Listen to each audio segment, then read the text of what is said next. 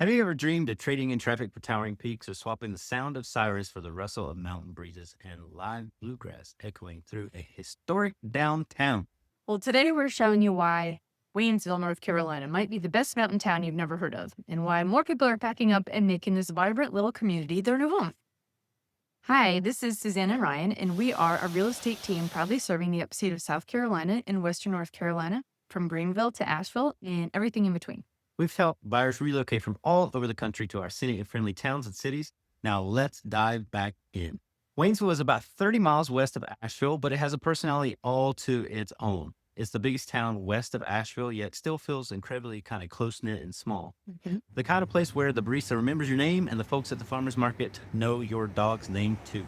Waynesville is nestled in the heart of Haywood County, surrounded by the Great Smoky Mountains and the Blue Ridge Parkway. So that means you're living among some of the most iconic mountain views in the country. And it's not just the scenery, the town itself has energy that's both laid back and deeply connected to its past. Speaking of the past, let's talk a little bit about the town's history. So Waynesville was founded back in 1810, like many of the towns around here, by Colonel Robert Love. He was a Revolutionary War veteran who donated the land for the town. He named it after General Anthony Wayne, and you can feel that deep military and Appalachian heritage kind of woven through the town's landmarks too. There's some statues and things around that you'll see. Yeah, and one of the most interesting pieces of Waynesville history happened at the end of the Civil War. So the town was the site of what locals call the last shot east of the Mississippi. So Confederate troops in the area hadn't yet learned that the war had ended. They were still holding out in the mountains. Union troops arrived, and instead of more fighting, both sides sat down, came to an agreement. And the next day, they formally surrendered. So there's even a monument here that commemorates that. Yeah, you'll still find pieces of that history today, whether it's the old buildings downtown, the preserved Masonic Hall that now houses a lively pub, or even Frog Level, which was once the bustling railroad depot and trade center. It's got its name because the tracks were so low that the frogs would literally hop up onto the platforms. Today, Frog Level is one of our favorite spots to hang out. The old warehouse has been transformed into something cool. There's Frog Level Brewing with creekside seating, local live music, and a laid-back vibe that really kind of captures the spirit of the town. You can sit under the twinkle lights with a locally brewed pint, listen to some music, and just soak in the moment. Yep. And downtown Waynesville itself is straight out of a storybook. The brick sidewalks, the restored historic charm of the shop fronts give it that classic small town Americana kind of like Hallmark movie-ish. Mm. It's extremely walkable, which is rare in mountain towns, and the storefronts are all locally owned. It's huge because there's no big box feel here. You'll find everything from a mass general store with its barrels of old-fashioned candy in there, hiking gear to specialty gift shops like Affairs of the Heart, and home decor and kitchen boutiques. There's Twigs and Leaves, which is a local art gallery that exclusively showcases Southern Appalachian artists. And really, you could just spend hours there just taking in the handmade pottery and wood carvings and mixed media work. And then there's my favorite, which is Candy's Cakes. The food again. Yeah. Oh, man. If you got a sweet tooth, this is a dangerous place. It's locally owned, run by one of the friendliest people you ever meet. And there's just great things. Particularly, I like the Danishes, and I'm not even a Danish person, but they're a must try if you go there. And people travel from all over the counties just to get their hands on this stuff. One of the best things about downtown is that it stays lively, I would say pretty year round.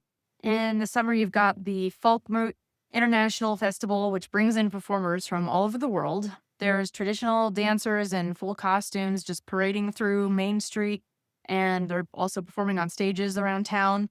It's really a kind of a cultural gem and a place that most people really would not expect that. Yeah, and in the fall, they have a different kind of apple harvest festival, not to be confused with the apple festival in Hendersonville that takes over downtown. They have, 100 plus vendors with live music on every corner, and the smells of roasted nuts, apple cider that's just wafting through the air.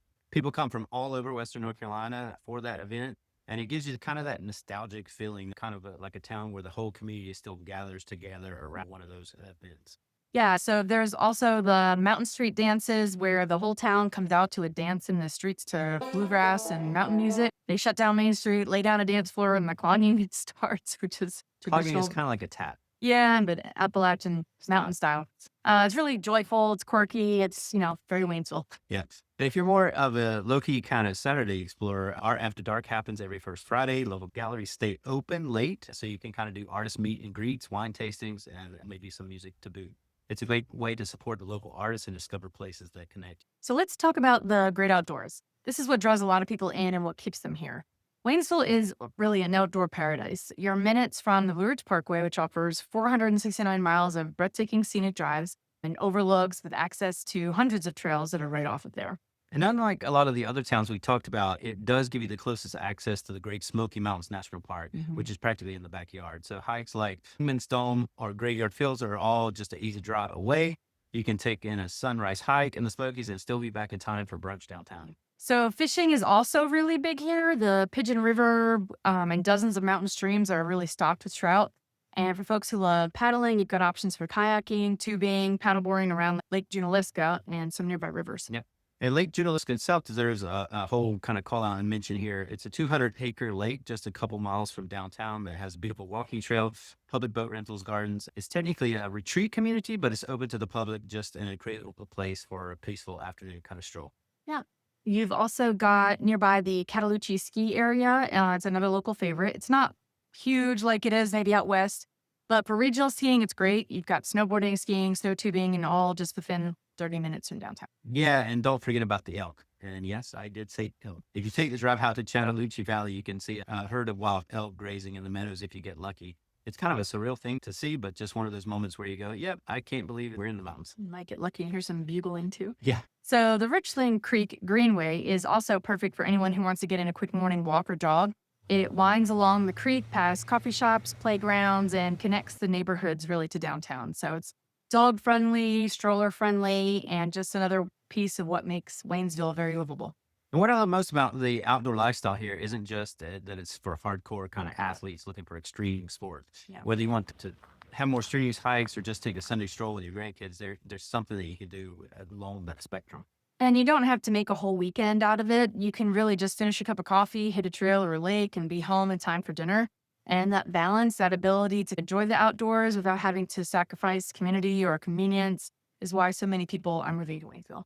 And why so many never really want to leave once they come. Yeah. So if Waynesville is calling your name, we're here to help you make that move.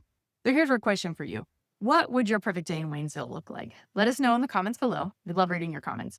Thanks so much for spending time with us today. If you enjoyed this video, go ahead and hit that like button and subscribe to our channel so you'll get future episodes pushed to you immediately. And we look forward to seeing you in the mountains.